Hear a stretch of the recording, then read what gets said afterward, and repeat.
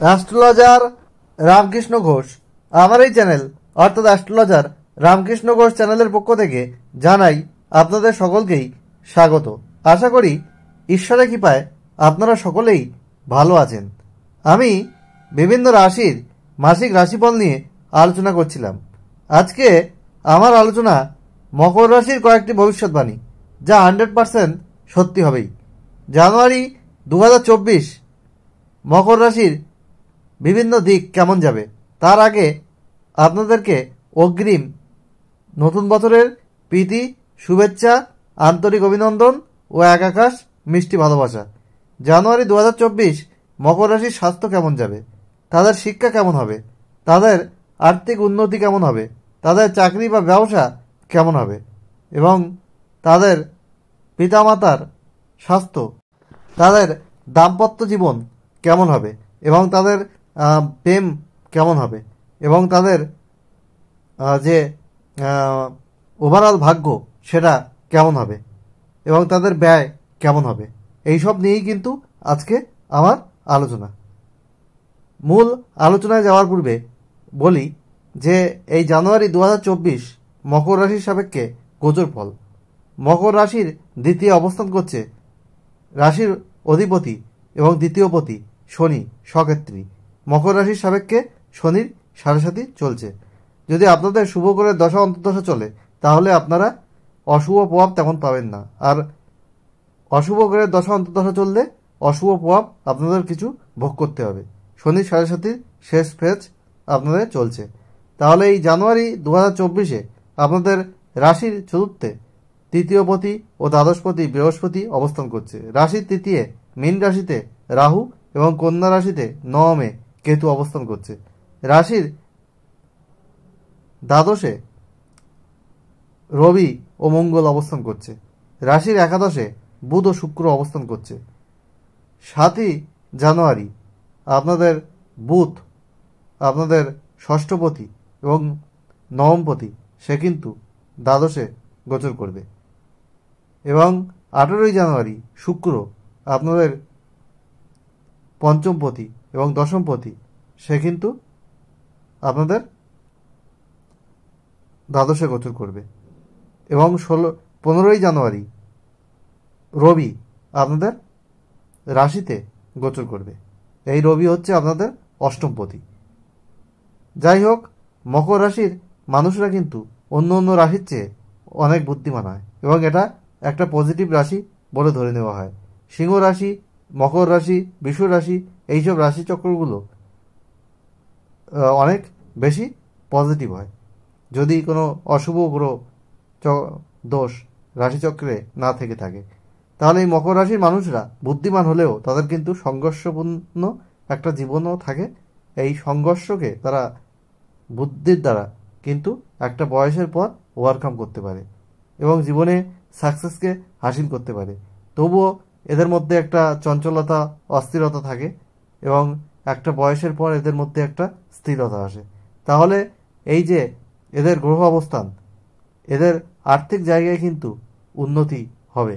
মকর লগ্নে আর্থিক জায়গায় বেশি ভালো হবে আর মকর রাশির আর্থিক উন্নতি ধীরে ধীরে হবে এবং এদের যে একাদশপতি হচ্ছে এদের মঙ্গল, সে কিন্তু দ্বাদশে অবস্থান করছে। দ্বাদশে অবস্থানের জন্য এদের কিন্তু ব্যয়ও কিছু হবে, ব্যয় বৃদ্ধি পাবে এবং দ্বাদশে মঙ্গল এদের ব্যয় যেমন হবে তেমনই হঠকারী সিদ্ধান্ত নিয়ে দেখা যাবে, ডিসিশন মেকিংয়ে কিছু গোলমাল হবে, এইসব কিন্তু সমস্যা থাকবে। হেলথ ইজ ওয়েলথ, স্বাস্থ্যই সম্পদ। স্বাস্থ্য যদি ভালো না থাকে তাহলে কিন্তু এদের সাকসেস রেট অনেক কমে যায় আর আমাদের মানসিকতা কিন্তু ভালো থাকে না, ফলে সব দিক থেকে কিন্তু একটা ব্যাঘাত চলে আসে। তাই আমরা বলি যে স্বাস্থ্যের জায়গাটা আগে দেখা দরকার। এই সময় কিন্তু এদের অষ্টমপতি দ্বাদশে রবি যখন 16 তারিখের পরে, জানুয়ারি মাসে 16 তারিখের পরে আসবে, তখন কিন্তু রাশিতে বিভিন্ন সমস্যা এদের দেখা যাবে। যেমন এদের ভাইরাল ফিভার, ইনফেকশান, চোখের সমস্যা, তারপরে অস্থি রোগ, তারপরে পিঠে ব্যথা, কোমর থেকে পায়ের পাতায় পেন, এইসব ছোটোখাটো সমস্যায় কিন্তু ভোগার যোগ রয়েছে। আর তাছাড়া থাইরয়েড, গলার সমস্যা, টনসিল এই জাতীয় সমস্যাও আসতে পারে, চর্মরোগ। আপনারা স্বাস্থ্য বিষয়ে সচেতন থাকবেন এবং অবশ্যই কিছু হলে ডক্টরের পরামর্শ নেবেন। আপনাদের নিয়মিত খাদ্যাভ্যাস করতে হবে, শরীরচর্চা করতে হবে এবং বিশুদ্ধ পানীয় গ্রহণ করতে হবে, সুষম খাবার আহার করতে হবে এবং নির্মল বাতাস গ্রহণ করতে হবে। তাহলে কিন্তু স্বাস্থ্য ভালো রাখা সম্ভব। আর আপনাদের কর্মের ক্ষেত্রে আপনাদের কর্মপতি কিন্তু শুক্র, সে কিন্তু একাদশে অবস্থান করছে, আর 18 তারিখের পর সে দ্বাদশে গোচর করবে। আপনাদের কর্মজীবন কিন্তু মোটামুটিভাবে ভালোই বলা যাচ্ছে, স্টেবল বলা যাচ্ছে। আয় উন্নতির জায়গা ভালো রয়েছে, আবার ব্যয়ের জায়গাও রয়েছে। ধীরে ধীরে আপনাদের আর্থিক উন্নতি হবে এবং আপনাদের কর্মের ক্ষেত্রে শুভ পরিবর্তন হবে। কর্মের জায়গা ভালো রয়েছে, কিন্তু যখন 18 তারিখের পর যখন শনি দ্বাদশে গোচর করবে তখন একটু কর্মের জায়গায় সমস্যা কিছু আসতে পারে, কিছু অবস্ট্যাকেল, কিছু বাধাবিঘ্ন, স্যাটিসফ্যাকশনের অভাব এইসবগুলো দেখা দিতে পারে। এবং আপনাদের যেটা চতুর্থপতি আপনাদের মঙ্গল, সে কিন্তু দ্বাদশে, আর দ্বাদশপতি বৃহস্পতি সে কিন্তু চতুর্থে। এই যে ক্ষেত্র বিনিময়, এর ফলে আপনাদের স্থান পরিবর্তন হতে পারে। আপনাদের এই সময় বাড়ি থেকে দূরে কোনো প্রপার্টিতে আপনারা ইনভেস্ট করতে পারেন। প্রপার্টি, গাড়ি বাড়ি হওয়ার এই সময় কিন্তু যোগ রয়েছে, বা গাড়ি বাড়ি কেনার জন্য এটা কিন্তু শুভ সময়। এবং এই সময় আপনার মায়ের সাথে কোনো দূরদেশে ভ্রমণ হতে পারে, কোনো তীর্থ ভ্রমণ হতে পারে, আধ্যাত্মিক জায়গায় আপনাদের কিন্তু ভ্রমণ হতে পারে, বা দূরদেশে আপনাদের ভ্রমণ হওয়ার কিন্তু যোগ পরিলক্ষিত হচ্ছে। ভ্রমণ যোগের জন্য আপনাদের অর্থ ব্যয় হবে এবং আপনাদের ইনকামও যেমন রয়েছে, অর্থ ব্যয়ও কিন্তু রয়েছে, এবং আর্থিক উন্নতি আপনাদের ধীরে ধীরে হবে, একদিনে কিন্তু হবে না। কারণ দ্বিতীয় পতি দ্বিতীয় অবস্থান করছে, কিন্তু একাদশে পতি সে কিন্তু দ্বাদশে গোচর করছে, আবার পঞ্চম পতি একাদশে, এটা ভালো যোগ। আবার আপনাদের যে নবমপতি সেও একাদশে অবস্থান করছে। আপনাদের সপ্তমপতি চন্দ্র, যার জন্য আপনাদের দাম্পত্য জীবনেও কিন্তু মোটামুটিভাবে ভালো যাবে, এবং পঞ্চমপতি একাদশে থাকার জন্য প্রেমের জীবন ভালো হবে এবং রোমান্টিকতা থাকবে আপনাদের প্রেমের মধ্যে, আন্ডারস্ট্যান্ডিং থাকবে। তবে 18 তারিখের পর যখন শুক্র দ্বাদশে গোচর করবে তখন প্রেমের ক্ষেত্রে কিছু মনের অমিল হতে পারে, একে অপরকে মধ্যে ভুল বোঝাবুঝি হতে পারে, এবং সেটা আপনাদের একে অপরকে সময় দিতে হবে, মর্যাদা দিতে হবে, গুরুত্ব দিতে হবে। তবেই কিন্তু এটা ভালো হওয়া সম্ভব, আদারওয়াইজ কিছু সমস্যা কিন্তু দেখা যাবে। ব্যবসার ক্ষেত্রেও কিন্তু আপনাদের ভালো পরিবর্তন হবে। আপনারা আপনাদের ডেলি ইনকাম বাড়বে, কিন্তু ওই ব্যয়ও বৃদ্ধি রয়েছে। এই মাসে আপনারা ইনভেস্টমেন্ট করতে পারেন, বাড়ি থেকে দূরে গিয়ে কোনো কাজ করলে সেই কাজে আপনাদের কিন্তু সফলতা রয়েছে, এবং বিদেশ থেকেও আপনাদের অর্থ আসার যোগ কিন্তু পরিলক্ষিত হচ্ছে। তবে তৃতীয় রাহুর অবস্থানের জন্য ভাই বোনের সঙ্গে আপনাদের কিন্তু সম্পর্কের জায়গায় অবনতি হতে পারে, সেই জায়গাটা আপনারা কিন্তু একটু খেয়াল রাখবেন।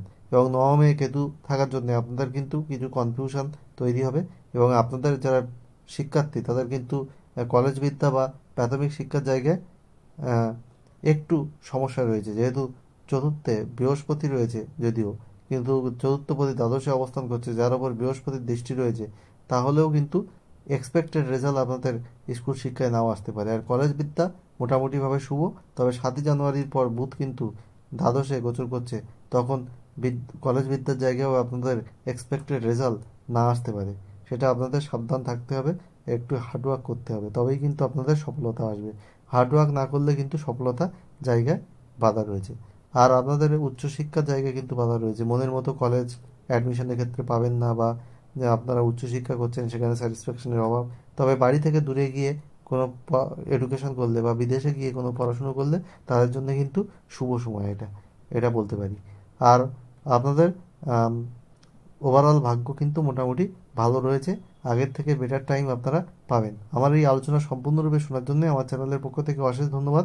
আর চ্যানেলকে যেভাবে সাপোর্ট করছেন কনগ্রাচুলেশন, এইভাবে পাশে থাকুন, আমার আলোচনা শুনতে থাকুন। আর ভালো লাগলে অবশ্যই ভিডিওটিতে লাইক দিন, কমেন্ট পোস্ট করে আপনাদের মূল্যবান মতামত জানান, এবং বেল আইকনে প্রেস করে রাখুন যাতে নতুন ভিডিও আপলোড হওয়ার সাথে সাথে নোটিফিকেশন পান, এবং চ্যানেলটি সাবস্ক্রাইব করুন এবং শেয়ার করে সব মকর রাশির মানুষদের দেখার সুযোগ করে দিন, যাতে জানুয়ারি 2024 কেমন যাবে সব মকর রাশি মানুষ জানতে পারে। আর অনেক অ্যাস্ট্রোলজার কিন্তু টাকা দিয়ে চ্যানেল প্রমোট করছে, আমি কিন্তু টাকা দিয়ে চ্যানেল প্রমোট করি না, আমার লক্ষ লক্ষ সাবস্ক্রাইবার নেই। আমার সাবস্ক্রাইবার আপনাদের আশীর্বাদ ও ও ঈশ্বরের আশীর্বাদে ধীরে ধীরে বাড়ছে, আর ভবিষ্যতে আরও বাড়বে এই আশা রাখি। কারণ পিওর কন্টেন্ট প্রোভাইড করি, সত্যতা মাধ্যমে আমি এই অ্যাস্ট্রোলজি করি, আর মিথ্যা ও চাতুরির মাধ্যমে অ্যাস্ট্রোলজি করি না অন্য অন্য অ্যাস্ট্রোলজারদের মতো। আর আমি কিন্তু ফ্রিতে আপনারা হোয়াটসঅ্যাপে একটা কোশ্চেন করতেই পারেন, ডেট অফ বার্থ, টাইম দিয়ে এবং প্লেস দিয়ে। আমি সবার সময় মতো আপনাদেরকে সার্ভ করব, কিন্তু তাড়াহুড়ো করলে কিন্তু আপনারা পাবেন না। কারণ তখন কিন্তু আমার ফার্স্ট কাম ফার্স্ট সার্ভে বেসিসে আমি এটা প্রোভাইড করি, আর আপনারা তাড়াহুড়ো করলে আমার কিন্তু ওটা দিতে সমস্যা হবে। তাড়াহুড়ো করবেন না, আমি কাউকে নিরাশ করি না, আপনাদের ঠিক আনসার ঠিক টাইমে পেয়ে যাবেন। আর আমার কাছ থেকে আপনারা অনলাইন হরোস্কোপ করে নিতে পারেন, অনলাইনে বা চেম্বারে এসেও করতে পারেন, সেটা কম খরচে হবে। এবং আমি হাতে লিখে করি এবং অ্যানালিসিস করে করি, কোনো সফটওয়্যার থেকে প্রিন্ট করে কিন্তু আপনাদেরকে রিপোর্ট জেনারেট করে দিই না অন্য অন্য অ্যাস্ট্রোলজারদের মতো। যাই হোক, সেটা করতে আমার সময় লাগে, আমি একটু সময় চেয়ে নিই, তাহলেও আপনাদেরকে সলিড কন্টেন্ট প্রোভাইড করার চেষ্টা করি। যাই হোক, কিছু বাধাবিঘ্ন মকর রাশি রয়েছে, আবার কিছু ভালো দিকও রয়েছে। এই বাধাবিঘ্ন থাকা সত্ত্বেও মকর রাশি মানুষের জীবন জানুয়ারি 2024 সুখ সমৃদ্ধি আনন্দে ভরে উঠুক, ঈশ্বরের কাছে এই প্রার্থনা করে আজ এখানে শেষ করছি। আবার খুব তাড়াতাড়ি নতুন আলোচনা নিয়ে আপনাদের সামনে হাজির হব, বিভিন্ন টোটকা টিপস দেবো। আপনারা আমাকে সাপোর্ট করছেন, আমি আপনাদের সাপোর্ট করব, এইভাবে একে অপরের পাশে থাকবো এবং আপনাদের যাতে ভালো হয় সেই আশা আমি করব। আর আপনারা যেটা করবেন, আপনারা একটু নীল আকাশি কালার বেশি ব্যবহার করবেন, আপনারা সবুজ কালার বেশি ব্যবহার করবেন, সাদা কালার বেশি ব্যবহার করবেন, এবং শনির বীজ মন্ত্র প্রতিদিন পাঠ করবেন। সূর্যাস্তের পর পশ্চিম দিকে মুখ রেখে ওং প্রাম প্রিম প্রম শনিশ্চরায় নমঃ। আর আপনারা শনিবারে নীল অপরাজিতা ফুলের মালা মাসে একবার শনি মন্দিরে দান করবেন, আর শনিবারে সন্ধ্যাবেলা সর্ষের তেলে কালো তিল দিয়ে প্রদীপ জ্বালাবেন। এগুলো করুন, আপনারা উপকৃত হবেন। এবং মঙ্গলবার আপনারা হনুমান চালিসা পাঠ করতে পারেন, তাহলেও কিন্তু আপনারা ভালো ফল পাবেন। আজ এখানেই শেষ করছি।